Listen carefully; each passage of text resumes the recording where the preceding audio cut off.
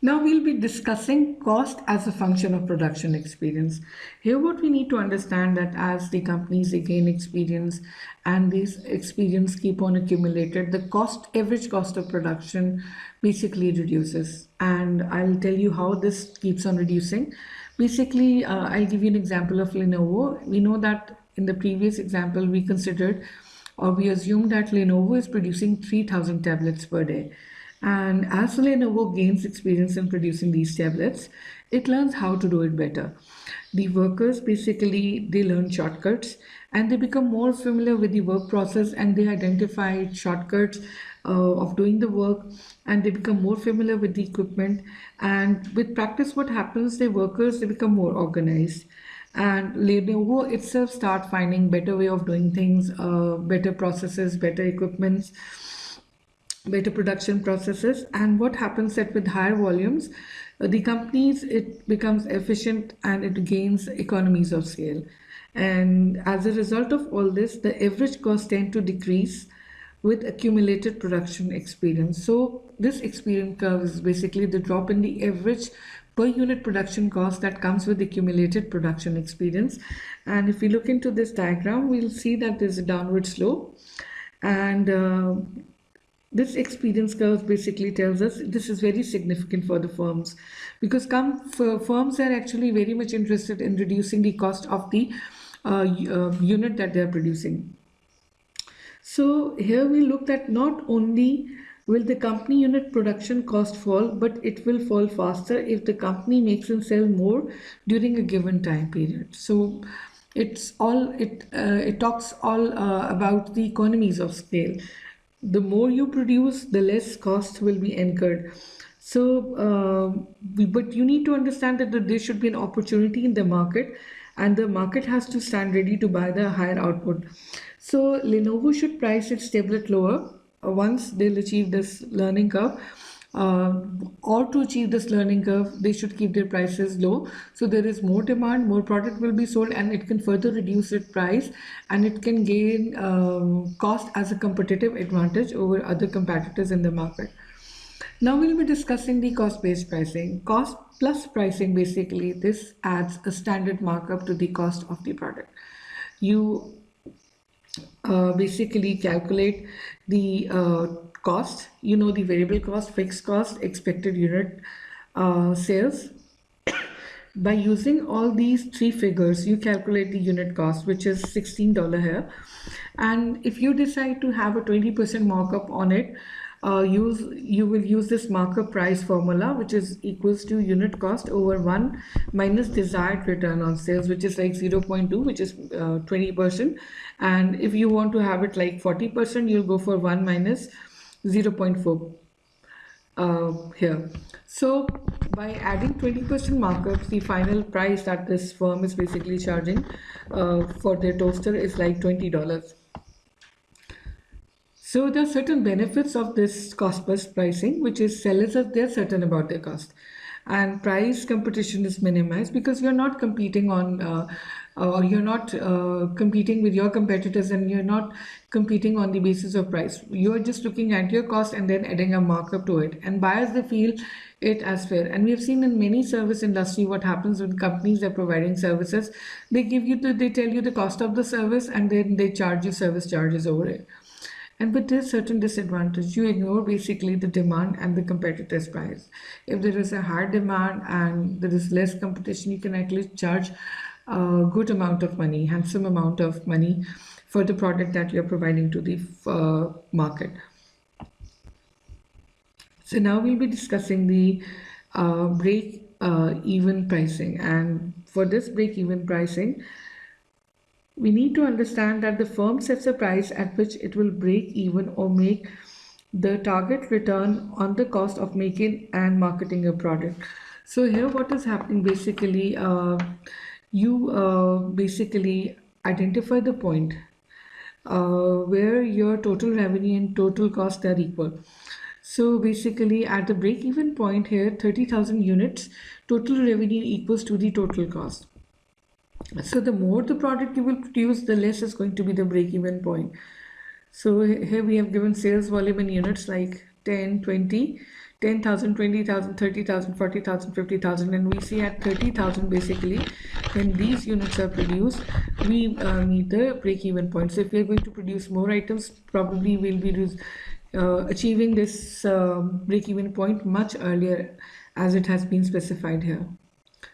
Now we'll be discussing the competition-based pricing, and we need to understand that this competition-based pricing basically talks about customer judgments. We need to understand that the customers, they're making their judgments, they're basically looking into the product value on the prices that competitors charge for the similar products. So if my product is very much similar to the competing product, customer will basically evaluate or make judgments on their pricing when they are buying my product.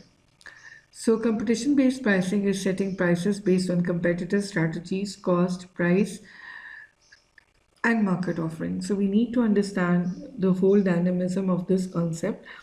We need to understand, we have to assess the competitor's pricing strategy. And for doing that, we need to ask many questions from us. Like, we need to ask, how does the company's marketing offering compare with competitors' offering in terms of customer value? So I should look into it, that how my firm's product is basically in terms of value is competing with the competitor's product. If it is very much equivalent, almost similar, I have to charge the same prices. And if my product is providing higher value, perceived value as compared to competitors' product, I can definitely charge higher prices. And I have to adjust price according to that. And I also need to look into another question, which is how strong are current companies and what are their current pricing strategy. So for example, if there is a company which is relatively smaller in size and charging higher price, I can reduce the price further to basically make them out of the competition, or to remove them from the competition. And if I'm competing with a firm which is enjoying a more powerful position, then I need to understand that I should move towards making products for the niche markets, or I should start differentiating my product or embedding value in it, so I can also charge that much amount of money. So here what we need to understand, that the goal is not to match or beat competitors' prices. Rather, the goal here is to set price according to relative value created versus competition. So you have to take into account both the value created and the competition. So it is basically a balance. There should be a balance, and we should strategically go ahead with placing the setting the price. And if a company creates greater value for the competitors, sorry, if a company creates a greater value for the customers, they are very much justified in charging higher prices. I can give you an example of Caterpillar, which I've mentioned in this slide as well. The competitor is basically charging $420,000 for an equivalent bulldozer. But what Caterpillar is doing, it adding more money to it, because it has added more features or more value by infusing something extra. So here what the final price that Caterpillar is charging is like $500,000, which is like $80,000 larger than what the competitor is charging. Okay, now we'll be discussing the other major considerations that we take into account while setting this price, and we take into account the overall marketing strategy, objectives, and mix. Here we need to understand that price is the only element of company's broader marketing strategy. So before setting price, the company must decide on its overall marketing strategy for the product and service. So because if you're embedding value, your price will definitely be reflective of it. So your company must sit down and make a blueprint of its marketing strategy, and then it can set its price. But we need to understand that the case may be different. Sometimes a company overall strategy is built around its price and value story.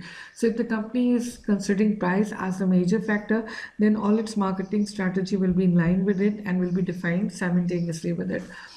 So what we need to understand, that finding that magical price value trade-off can be very difficult, and pricing strategies often require regular realignment to meet changes in the pricing environment. You need to understand that the environment in which you are working, that may shift your competitors may come up with, for example, if you're making food products and your competitors come up with a natural or organic food, and they can basically change the price, and they are changing the price, it will basically affect the customer judgments.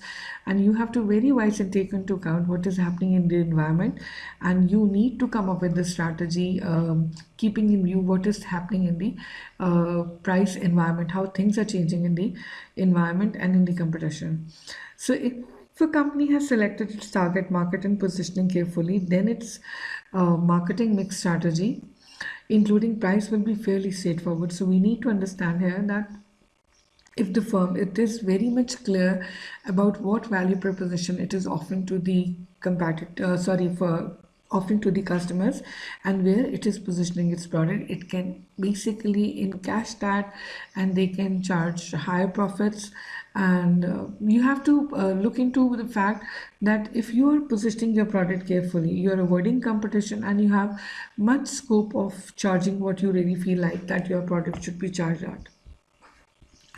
And then you need to understand that price plays a very important role, and it helps companies to achieve its objectives at many levels.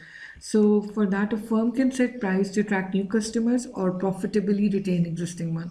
So price can be used as a tool to attract new customers and to retain existing ones, which is basically in chapter one, they've clearly identified that marketing is twofold. Number one, attracting new customers, and then retaining the old customer. This should not be a leaky bucket that you're adding more customers and you're basically losing your old customers, your loyal customers. So it's about attracting. You can use price as a strategy to attract and to retain the older ones.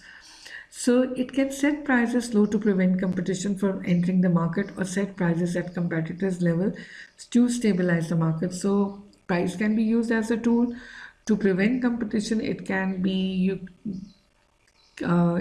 basically set at the competitors level to stabilize the market. So you need to understand the scenario or situation which you are facing, and according to that situation you can use price as a tool to be profitable.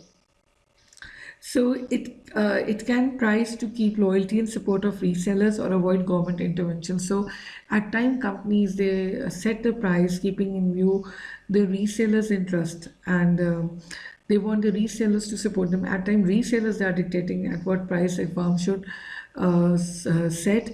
And it basically at times, if you are basically setting a price at a certain level, you may avoid government interventions in your business. So prices can be reduced temporarily to create excitement for a brand. We have seen this. Many firms, they go ahead with this strategy, and or one product may be priced to help the sales of other products in companies. And yes, at times one product is priced at a level that it can basically, that the revenue the firm is generating from that product can basically help other products to survive, sustain, and to flourish in market.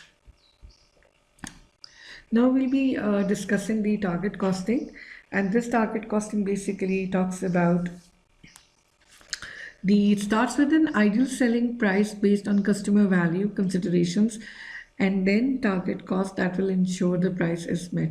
So here we need to understand that target costing reverses the usual process of first designing a product, determining its cost, and then asking can we sell it for it. So this process is different. Here what happens that it starts with an ideal selling price based on customer value considerations, and then targets cost that it will ensure that the price is met. So basically here companies, what they are doing, they start with ideal selling price, and this is basically based on the customer's value considerations. We need to understand that this is very important, and it is opposite to what is being usually done. So here they're taking into account the customer value considerations, and that is basically the starting point. And rest is not important. Price and the cost that comes after that. And other companies de-emphasize price and use other marketing mix tools to create non-price positions. Like you can also go ahead. So what they're doing here is you de-emphasize the price and use other marketing mix tools. Like you can basically differentiate your product from the competing products, and through this differentiation you can charge as much as you want to. Okay, now there are other considerations affecting the price decision. In this, we'll be looking at the organizational considerations.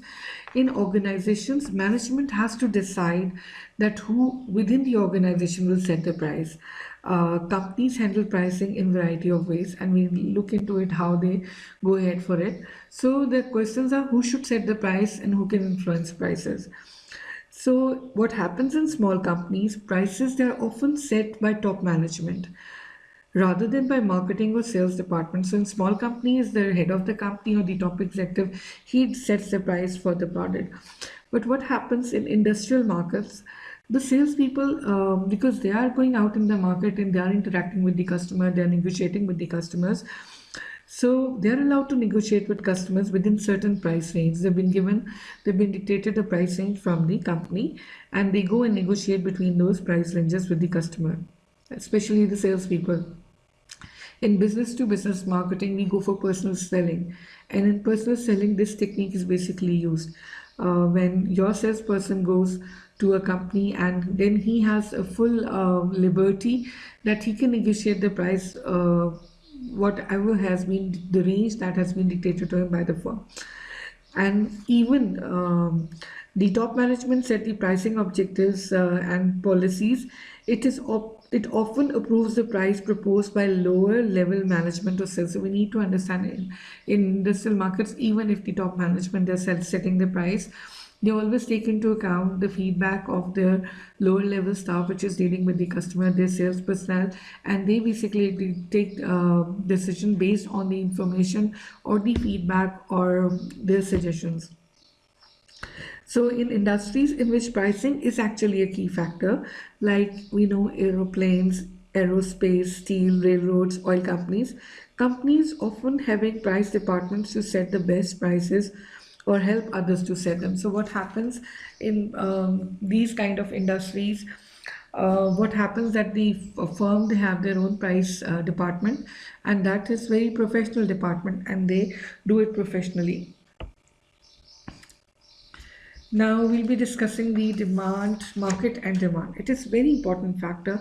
We need to understand that before setting prices, the market must understand the relationship between price and demand for it. And it is very important. And we look into different situations, pricing in different types of market, like pure competition. So in pure competition, we know that in market there are many sellers and there are many buyers, and they're trading in a uniform commodity, for example, wheat, copper, or financial securities. So here, no single buyer or seller has much effect on the market or the price, ongoing price in the market. So here